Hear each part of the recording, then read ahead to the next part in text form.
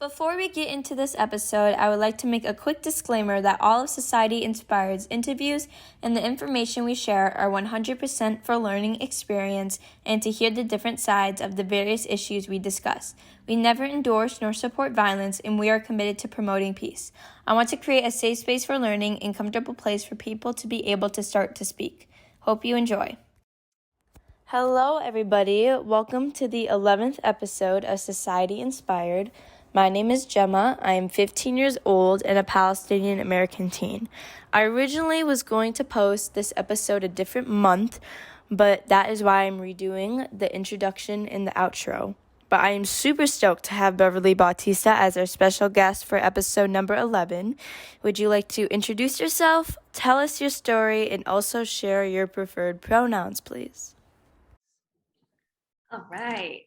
Well, first off, Gemma, thank you for having me on this. I'm very, very honored to be asked to be a part of this, and I'm very excited to have this conversation with you. Hi, everyone. My name is Beverly Bautista. I will not disclose my age. I'm just kidding. I'm totally fine with saying my age. I'm 36. And I identify with pronouns as she and her. And I am a Filipino American. I am an author, a teacher, choreographer, dancer, performer, artist, sister, cousin. And and I am very passionate about the experience, the Filipino American experience. I'm very passionate about dance history and learning more about how to find new levels of my artistry through conversations like these. Okay, so first off, we're going to get into it. First off, I wanted to ask you about the work you are personally doing. I know that you are writing a manuscript through the lens of a Filipino American dancer. Could you expand on that and what has inspired you to write that manuscript? Yeah, absolutely. So I just received my master's in fine arts from the University of California, Irvine in the spring of 2021. And my thesis was specifically about the perceptions versus the identity of Asian Americans in commercial dance, because commercial dance is something that I've been a part of for the past 12 years, 12 years and going on. And I was really concerned during the pandemic when probably starting around March of 2020, when I started to hear about a lot of Asian hate crimes and specifically Filipino hate crimes. And it was really jarring to me because I started to think about my nephew who is adopted from China. I started to think about my parents because a lot of the attacks were on predominantly elderly people. And so, yeah, it made me really nervous. It made me anxious. And I felt like I couldn't articulate why I was so mad. And I would just start reading these articles and start crying and I couldn't really articulate why I was so angry. And it was partially it was because I didn't know, and partially it was maybe wondering why all this was happening. And I know that I can't blame it only on politics and politicians, who are speaking in public places, but that definitely amplifies, right? Oh, sure. Yeah. Definitely amplifies because it's on such a broad spectrum to a wide audience, that these things could be, passed on as being okay for other people to create these hate crimes. And yeah, so during the time that I started to create these presentations, during some of my grad classes, I decided that I wanted to write my thesis on the Asian American experience. And yeah, and I think from there it just kind of spiraled on. And so I started off with my experience of being inspired by movie musicals and not necessarily seeing myself in these movie musicals, but I would watch West Side Story and I would see Anita and I would see myself dancing in that role, but not necessarily because it was someone that looked like me, but it was a character that I would imagine in my head playing, or Annie, the 1982 musical, movie musical Annie, and I just imagined myself saying, "Till this star shines like the top of the Chrysler Building," you know. Yeah, so like there were a lot of different things that really inspired me to be a dancer, and not only that, music videos when it came out. Are You That Somebody, right, from India, and yeah, or Tina Landon's choreography for Christina Aguilera's What a Girl Wants. There are so many different aspects that allowed me to see that. But yeah, I think throughout, I guess when I went to Los Angeles, I kind of got a reality check of what it's like. And I came to Los Angeles with my hair green and purple, and I was ready to be edgy, and all the commercial dance industry wanted me to be was to dye my hair black and be a Filipino and to look Asian. And so that was something that I started to learn a lot about, of what it means to be a part of the commercial dance industry, and commercial being like selling a product, right? For and sure. being a part of selling a product, whether that's like a celebrity or a brand. So yeah, not knowing that I was like immersing myself in all of this. So I know when you get callings, it's also like, what ethnicity can you sort of portray that's yeah, not your own, or sort of thing. I've gotten those before. So it's just definitely it's a lot about ethnicity and yeah, so I can see where the reality check came in. yeah, Those and crazy colors. really, really different. It was really different, because everything was always about danceability until I went to Los Angeles, and really started to see how things were cast, and how things were, and the language that was in the breakdown, the audition breakdown. Yes, for sure. And I think it's changed a lot. I think it has gone a more positive route when it comes to all ethnicities and all genders are welcome. I feel like there's an awareness now, for the language that is being asked for, for whatever role it is. But Yeah. I just remember when I first started, it was it was wild, and there's some wild descriptions. I remember reading your manuscript. I was like, purple and green. Yeah, That's bad. yeah. And I remembered sharing some of those headshots, from in my oral defense presentation, and it was so interesting to see, one side of what I thought I needed to be, and then how it completely changed from my very first headshots when I was in Los Angeles. So yeah. Okay. Can't tell Bev is an industry dancer, so we got some information on that too. Yeah. Okay, moving on to more, I don't know, I guess serious topics. Please. I mean, this is serious too, but no, I think it's important to dive deeper into these subjects. Yeah, no, for sure. Mm-hmm. Moving on from purple and green hair, why do people have trouble accepting cultural competence?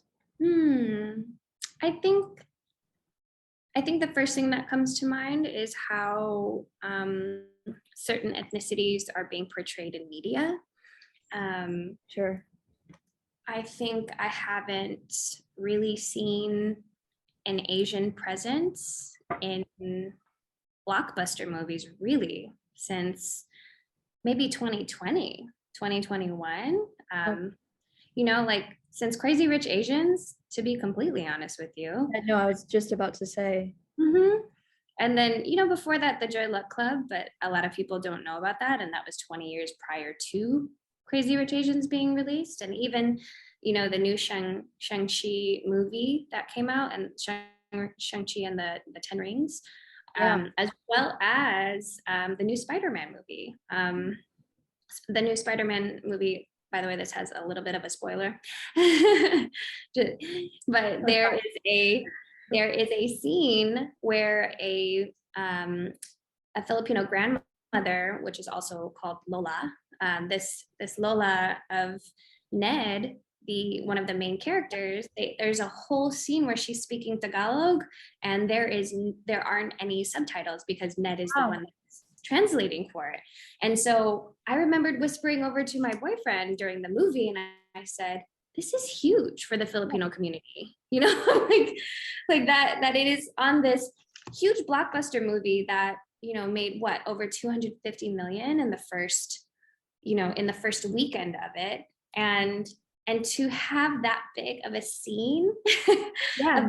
And maybe some people will only remember certain parts of it, but I know that for me as a Filipino American, I I definitely view it as something that is monumental, you know, and I hope it normalizes all, you know, the different cultures that exist in America. Yes. So so that was really great to see. But I feel like a lot of this cultural competency really is due, or maybe incompetency, right? Usually happens because of an ignorant stereotype, you know. And I was gonna say, yeah, and it really happens due to stereotypes and how certain cultures are portrayed in the media specifically, and especially in not just Instagram, not just TikTok, not just social media, but the thing, you know, even broader subject, whether that's TV or film or musicals or live stage shows, you know, and I think media has a huge influence on that, and especially maybe even the type of news, the type of news that you watch too, I think could also impact that as well. You know, whether that's a specific headline, and so you know, in my experience, I've had to dismantle a lot of stereotypes, you know, specifically on how people whether people have come up to me and asked me certain things, or or maybe an opportunity to ask questions, I think would be better than just assuming. And I really don't understand why some people feel I don't know, insecure about asking a question, because like you said, curiosity is really what the thing is, and it makes me sad that some people aren't curious about that. But I hope that there's this, you know, momentum of like, hey, I really don't know what the difference between Filipino and Korean is. What is the difference between that? You know, or just to ask a simple question. Yeah. And so, it's also the kind of questions that are asked. Yeah. Like, I've had people come up to me in the grocery store before and say, like, what are you? What are you? I'm American. I'm from here. I was born here. Yeah. And it's just knowing what kind of questions to ask too, I feel. Yeah. And with the curiosity. Yeah, because we're human.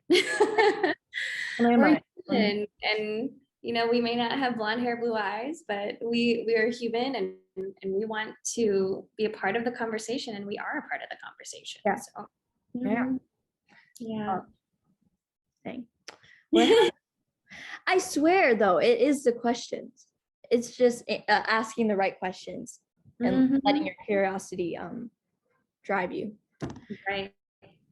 What have been some of the different consequences for the AAPI community of not being considered American enough, or as outsiders, no matter you were born here or immigrating here?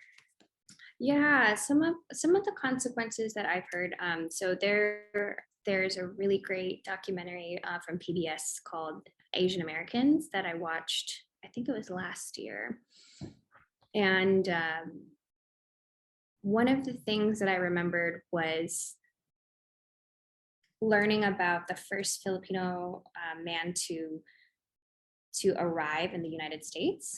And he was I believe he was an indigenous Filipino man Oh, who had aspirations of coming to America to live a life, like live a new life yeah. and create a new life for himself. And I remembered reading about how the person that brought him on, the person that brought him to America, basically had him be a part of this exhibit in St. Louis, and he had to play this role where he was, eating. It was an exhibit. It was an exhibit. Yeah. People paid money to go to this exhibit for him to look like he was a part of this native land, and they created something that would look like an indigenous type of exhibit. And Okay. so it just made me think of, Okay. it just made me think of how Filipinos are, have been portrayed, Yeah. and not been a part of the conversation, but more so being a spectacle, which is a common thing, and it's been a common thing. And I even wrote about a couple instances in my thesis about the first Chinese woman that was brought to New York, and they created her into an exhibit as well, bound her feet, and it was like this whole thing where people would pay money, and again was Gosh. made to be seen as a spectacle. So I think this whole idea of colonization and Yeah. an idea, but colonization and the effects of like how other cultures have been treated in the past have been perpetuated throughout history, and I think it just looks different in different settings, and I hope, yeah. And so I feel like, yeah, so these are, these consequences have continued Oh. throughout history, and I think it's so important to know about this history so that we don't repeat it, so that Yeah. we have an informed decision. We're not assuming, but I think it's just so important to continue to learn about the history and how that affects me as an artist, affects me as a choreographer and teacher, and yeah, and how I participate, Yeah. in this world, and what my role is, and by role I mean of how to deliver this information to my students or to the Yes. people that are around me, the people that I have conversations with. So Sure. yeah. I can give you more specific ones, and if you want to do a little show notes thing, I can definitely reference those books. Yeah, no, I normally link resources that you mentioned below. So you can email those to me later. Absolutely. So you can check down below for them. Yay. What do you think has fueled the rise in hate crimes against the AAPI communities? Do you think it's directly linked to COVID-19 and the pandemic, or were these crimes already happening, just not getting any media attention? And why do they happen in the first place? Now, I'm assuming they were happening before COVID and didn't get any media attention. I feel like there were things that were happening in the media and didn't get any attention, but I feel like the pandemic put everything in a magnifying glass and amplified all of these hate crimes to happen all over. And I feel like I've seen it intermittently happen. I know that it's sometimes hard for people to watch some of these videos that are very that can trigger a lot of things because of the violent things that happen. I know that for myself, I'm okay with watching it because I want to see it, and I want to. I think it's important for me to know what is happening, and sometimes I choose to not watch it and I just read the caption. Yeah. But I feel like a lot of things are happening again due to ignorance and For sure. and honestly believing a lot of extreme ways that the media can portray something, and specifically like what's happening to these Asian elderly people. I feel like that's really the main target, Okay. or at least what I've seen. And I've seen things gone a little bit, loosened up a little bit. And I feel like, I feel like a lot of things that have been happening were mainly on the West Coast. I remember seeing a lot of things happening in San Francisco, Oh, okay. San Francisco, Oakland area, but I follow a couple of activist Instagram accounts that focus mainly on Asian Americans. So Mhm. I will definitely link that as well. The people that I like to follow in order to keep up with what's happening, because my research doesn't stop after, after 2021, but I feel like it's ever evolving, and it's important for For sure. me to read about these things. So yeah. Do you have an idea why they were happening in those areas, or was it just? I know that those are highly Asian populations, Okay. and it's kind of like when a rumor is spread and it gets to the point, have you ever played telephone? Oh yeah. And I feel like it's like Got it. it's this game of telephone. So when it gets to one group and it goes to another group and it gets to another person, I feel like it is embellished to the point where there's this growing hate. And I feel like hate really happens when you don't know, when there's this, and Yeah. yeah, when there's this false idea surrounding a certain group, and then it somehow it becomes truth in someone's mind of, like, specifically what Asians are, and for what happened at the beginning of the pandemic, and the rise in Asian hate Yep. crimes, right? It was this idea of who Yes. Asians are. And so seeing me, I remember walking in the Trader Joe's, and I remember someone looking at me, and I just had my mask on, and Yeah. this was at the time when they would only let certain, a specific amount of people come into the grocery Oh, store. yes. But I remembered walking into the grocery store and looking at something in the line, and I remembered someone looking at me up and down, and I just got really uncomfortable. And my mind just went straight into, is this happening? Is this happening right now? Oh my God. And that was the first thing that came to my mind. And, I don't know who that person was. I don't, yeah. But they were not Asian. And it was really interesting feeling that way. I'm glad that they did not say anything. Yeah. I'm But sorry. even from a look, it made me uncomfortable. It made me think that, wow, For sure. is it going to say something? And so, and then it makes, so it makes me think a certain way. And I just feel like this telephone rumor keeps circulating and creates this hate towards a culture that they don't know about. Yeah. So you think these rise in hate crimes, well, it makes sense. The rise in hate crimes happen because of a lack of understanding, basically. Yeah, I feel like it's a lack of understanding. I feel like it's part ignorance, part Oh, yes, of course, that too.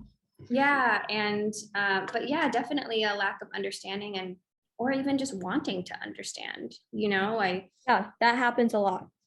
Conversation happens both ways, but unless you're actually wanting to have a conversation, it's only one-sided. So yeah, and that's what I hope to create, just conversation to dispel any type of rumor that's going on. Yes. I'm going to break the next question into two sort of questions. Okay. They have different answers, but they kind of have the same idea. What do you Sure.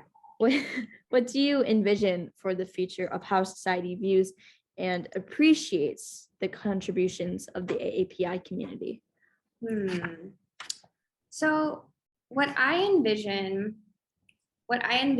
is an open conversation. Okay. And what I mean by an open conversation, I envision an open conversation through these big media outlets. So TV and film, I think, has a really powerful hold on the, I would say, on the population, because whether that's through like a streaming service or whether that's through TV or film, whatever the case may be, I feel like that's a great way to get a hold of the wider audience. And so, sorry, I'm gonna have a little coffee in the chat.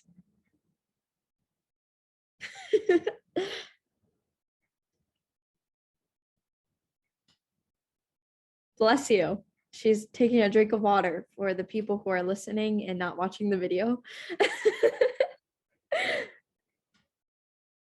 And she is back. There Here she I am. Thanks.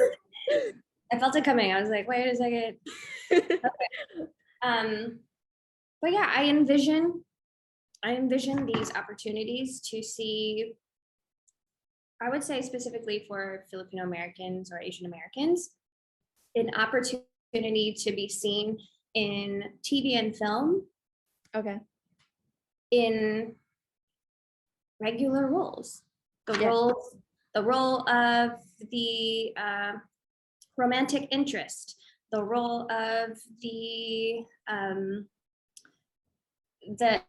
lead character of the girl next door, or yes, that there doesn't have to be this particular visual of what the normal group looks like, and I think that's happening more and more.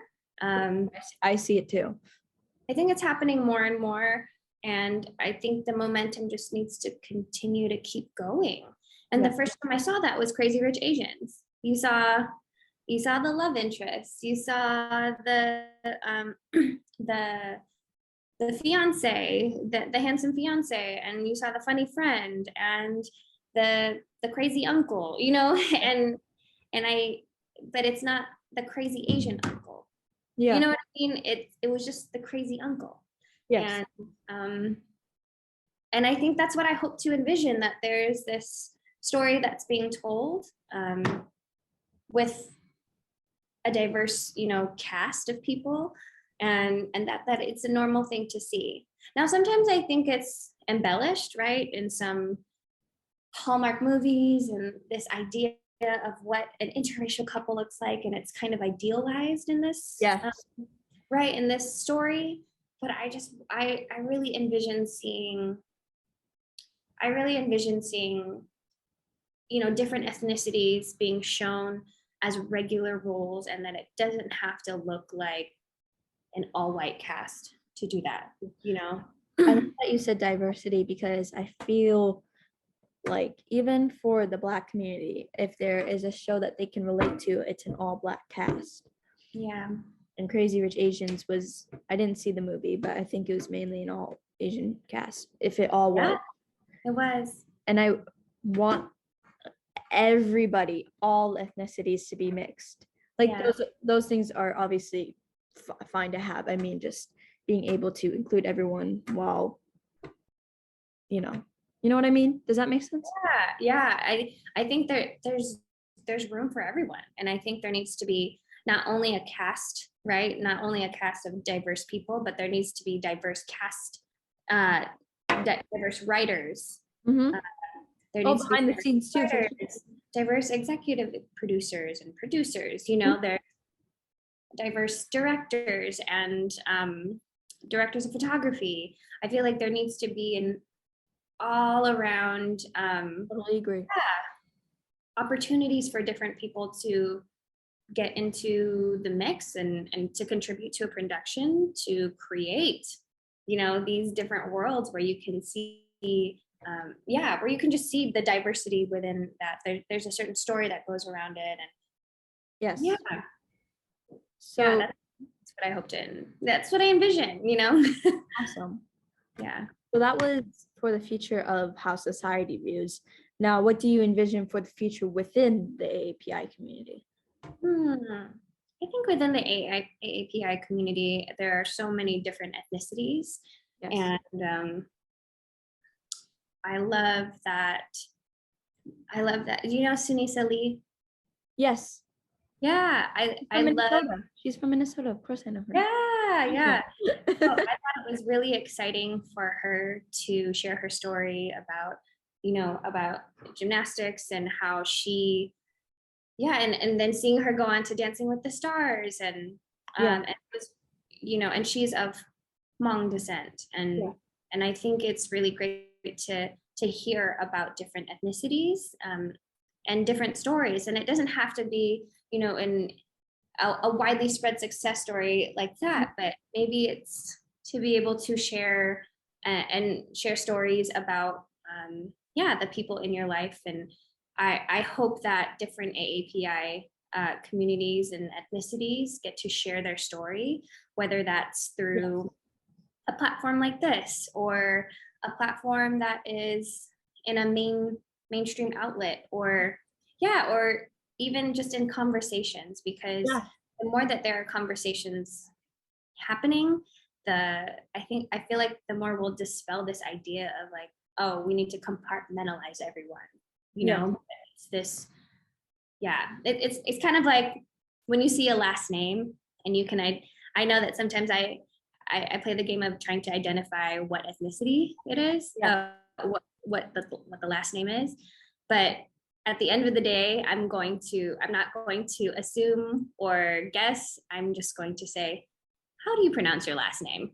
Or how do you pronounce your name? And and just ask right off the bat, be transparent and kind. Yeah. And I think the more that those conversations can happen, I feel like I just envision these conversations happening more naturally and normally. Yeah. In Minnesota, we do have a big Hmong population community. So I grew up here dancing when I went independent with a big Hmong group, and those were mainly my teachers. And I would hear about discrimination they faced, and I really didn't realize it before, because I just, was like, everybody's in different ethnicity, everyone's different. Like, what's the big deal? Yeah, right. That's the same with a lot of ethnicities and communities, sadly, but for sure. Yeah, absolutely. So, are there any resources you would like my followers and I to read, watch, or listen to? They will be linked down below. I know you mentioned that PBS documentary, and you're going to include some footnotes, but Yes, I know that that is a really great resource. Asian Americans, the PBS documentary. yes. There are a bunch of. I will also send the link to my thesis in the show notes, so that it's called "Perceptions versus Identity: The Asian American Experience in Commercial Dance," and I think I really enjoyed the resources that I used throughout it, because it spoke a lot about the different stereotypes that come with the Asian American experience, and then also being able to draw from what is happening within the media. So that's really great. And then there's a couple Instagram accounts that I follow. I know I follow AAPI Women Lead, which is really great, and I feel like I learn a little bit more about that. But yeah, those are some of my favorites, and if I think of any more, I will definitely send those to you, Gemma. Okay, for sure. Those will be linked below. And lastly, where can my followers find you? What would you like linked below of yours, other than your thesis? Yeah. Well, if LinkedIn is your thing, you can definitely find me there. I'm under Beverly Jane Bautista. If you want to find me on Instagram, it is at Beverly Jane B. Or if you want to add me as a friend on Facebook, feel free. It's just Beverly Jane Bautista. I've never had someone say Facebook, so Yeah. I will link that also. Yeah, so LinkedIn, Instagram, and Facebook is where I'm at. Those will be linked below. Yes, please connect. Thank you so much for taking your time to do this interview. Make sure you follow Bev on all social media platforms and check out all the dance videos and activism posts she makes. Make sure to follow our other social media platforms as well, so you don't miss out on more interviews and important information. I hope you guys enjoyed the 11th episode of Society Inspired, and we will see you guys next time.